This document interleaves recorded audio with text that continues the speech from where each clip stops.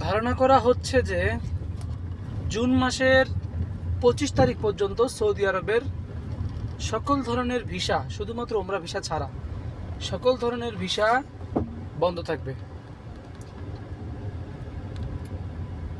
বিভিন্ন গণমাধ্যমে এসেছে, যদি জুন মাসের 25 তারিখের মধ্যে সৌদি সরকার ভিসা উন্মুক্ত না করে তবে তা অনির্দিষ্টকালের জন্য বন্ধ হয়ে যেতে পারে। কবে, কখন, কিভাবে খুলবে, ভিসা চালু আদৌ হবে কি না সেটি সৌদি কর্তৃপক্ষের কোনো প্রকার গ্যাজেট প্রকাশ ছাড়া বলা যাবে না। তবে এই দুঃসংবাদটি শুধুমাত্র বাংলাদেশের জন্য নয়, বিশ্বের 14টি দেশের জন্য সৌদির ওয়ার্ক ভিসা ব্লক করে রেখেছে এই মুহূর্তে সৌদি সরকার।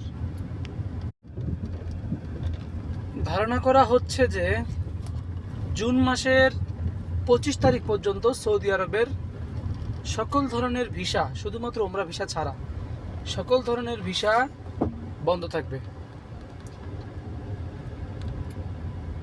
বিভিন্ন গণমাধ্যমে এসেছে, যদি জুন মাসের 25 তারিখের মধ্যে সৌদি সরকার ভিসা উন্মুক্ত না করে তবে তা অনির্দিষ্টকালের জন্য বন্ধ হয়ে যেতে পারে।